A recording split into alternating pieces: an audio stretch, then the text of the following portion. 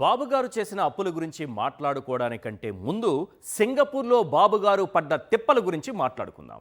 50 సార్లకు పైగా సింగపూర్ వెళ్ళిన బాబుగారు ఇప్పటి వరకు అక్కడి నుంచి రూపాయి పెట్టుబడి తేలేకపోయారు. అయితే వాళ్ళతో వ్యాపారం చేద్దామన్నది బాబుగారి అంతరాత్మ ఆత్మనివేదన. మొన్నటి టూర్లో సింగపూర్ ప్రభుత్వం స్టార్టప్ ఏరియా నిర్మాణంలో భాగస్వామ్యం కాలేమని తేల్చేసింది. కారణం ఏంటంటే చంద్రబాబు అవినీతిలో భాగస్వామ్యం కాలేక, పవిత్రమైన సింగపూర్కి నారావారి అవినీతి మరకను అంటించలేక, అమరావతి నిర్మాణంలో బాబు పార్ట్నర్ ఈశ్వరన్ ఇప్పటికే సింగపూర్ జైల్లో ఊచలు లెక్కిస్తూ కూర్చున్నారు. బాబు గారితో పార్ట్నర్షిప్ అంటే హా మాత్రం ఎలిజిబిలిటీ ఉండాల్సిందేలే. ఇదంతా మనకు తెలిసిన కథ. కానీ చంద్రబాబు చెప్పే కాకమ్మ కథ ఏంటో తెలుసా? సింగపూర్ ప్రభుత్వానికి వైఎస్ఆర్సీపీ నేతలు మెయిల్స్ పెట్టి బెదిరించారట. అందుకే వాళ్ళు ఆయనతో జత కట్టలేదట. ఇప్పుడు వాస్తవం మాట్లాడుకుందాం. సింగపూర్ ప్రభుత్వానికి మెయిల్స్ పెట్టింది ఎవరో తెలుసా?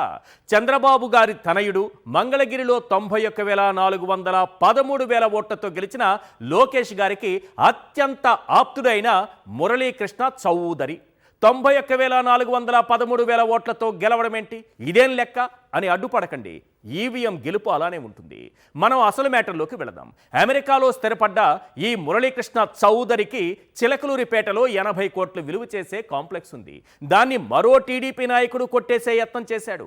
ఆ విషయాన్ని లోకేష్ దృష్టికి తీసుకెళ్లినా ప్రయోజనం లేకపోయింది. పాపం మురళీకృష్ణ చౌదరి తన కులానికి చెందిన చంద్రబాబు గెలవాలని సోషల్ మీడియాలో వైఎస్ఆర్సీపీ మహిళా నేతలపై దారుణమైన పోస్టులు కూడా పెట్టాడు. తన కులానికి చెందిన చంద్రబాబు సీఎం అయ్యేంత వరకు అడ్డదారిలో బాగా కష్టపడ్డాడు. పాపం మన చౌదరికి తెలియని విషయం ఏంటంటే వాడుకుని వదిలేయడం నారావారి ఫ్యామిలీ నైజమన్నది. ఆ విషయాన్ని ఆలస్యంగా తెలుసుకుని కాస్త కోపంతో, ఇంకాస్త ఆవేశంతో, మరి కాస్త కసితో సింగపూర్కి మెయిల్స్ పెట్టాడు. ఎవడో ఒకడు, వాడు వైఎస్ఆర్సీపీ వాడా టీడీపీ వాడా అన్నది కాదు, ఒక వ్యక్తి మెయిల్ పెడితే సింగపూర్ ప్రభుత్వం బాబు గారిని గో బ్యాక్ అన్నదంటే మెయిల్ పెట్టినోడు గొప్పోడా, మన సీఎం చంద్రబాబు గొప్పోడా? మెయిల్ పెట్టినోడికి ఉన్న విలువ మన సీఎం గారికి లేదా? అంటే బాబు గారు చెప్పిన దాన్ని బట్టి చూస్తే ఈ ప్రపంచకంలో ఆయన గారి వాల్యూ ఒక ఈమెయిల్ స్థాయికి పడిపోయిందన్నమాట.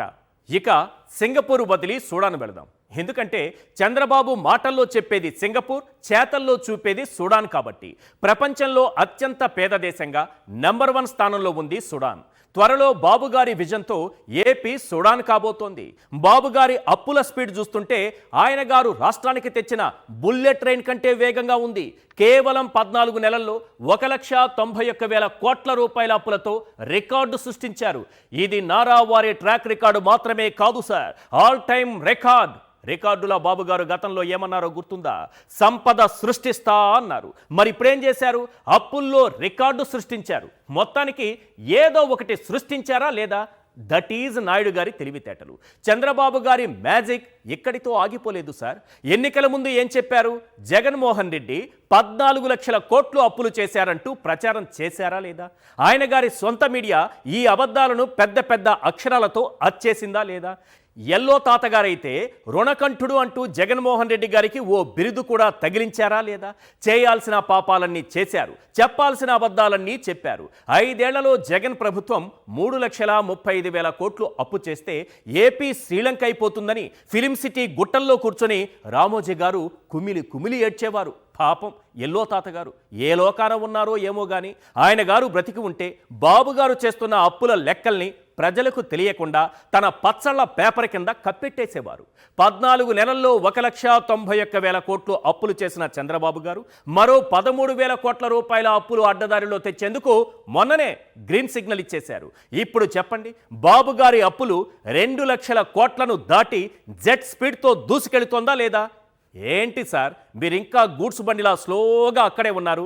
రండి బాబుగారి అప్పుల రికార్డును గుడ్లప్పగించి చూద్దాం, చెవులు రెక్కరించి విందాం.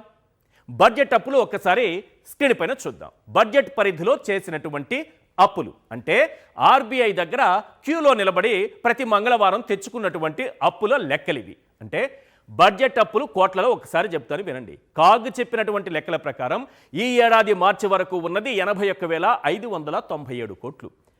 ఏప్రిల్ మే నెలలో చేసింది 22,505 కోట్లు.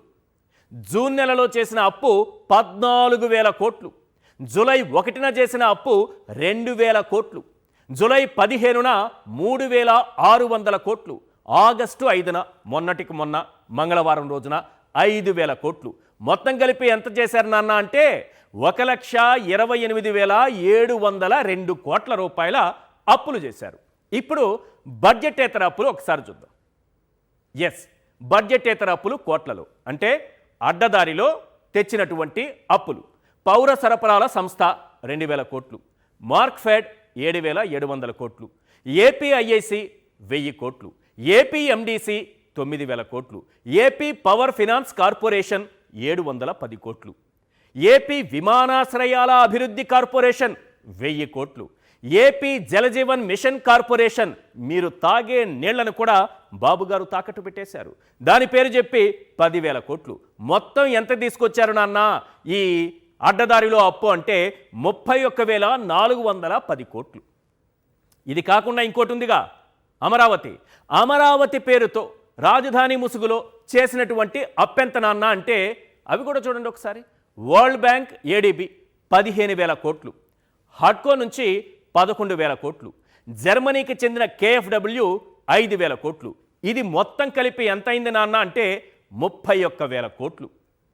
అంటే బడ్జెట్ అప్పు, బడ్జెటేతర అప్పు, అమరావతి అప్పు మొత్తం కలిపితే ఎంతైంది నాన్న అంటే 1,91,112 కోట్లయింది.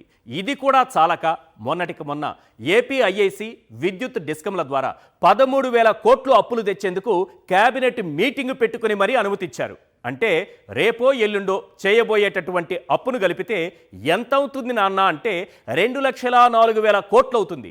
ఇప్పుడు చెప్పండి, మాటల్లో సింగపూర్, చేతల్లో సూడాన్. ఇదే మన చంద్రబాబు గారి అసలు ముసుగని అర్థమైందా లేదా? మీకు ఇంకో విషయం కూడా చెప్పాలి. ఇలాంటి వాస్తవాలు రోతపత్రికలు రాయు సార్, మనమే కాస్త యాక్టివ్గా ఉండి తెలుసుకోవాలి. ఇంత చెప్పిన తరువాత కూడా నా దగ్గర సమాధానం లేని ప్రశ్న ఒకటి అలాగే ఉండిపోయింది. అసలు ఈ 2 లక్షల కోట్ల అప్పు ఎవరి జేబులోకి వెళ్ళింది? ఏమో సార్, దానికి బాబుగారు ఆయన గారి గ్యాంగు మాత్రమే సమాధానం చెప్పగలదు. ఫైనల్గా మన బాబుగారికి ఇచ్చే సందేశం ఏంటంటే, ఎవ్వరూ చూడరని తప్పు చేయకు, ఎవ్వరూ చూడరని అడ్డదారిలో అప్పు చేయకు. ఇది మాత్రం గన్ షాట్.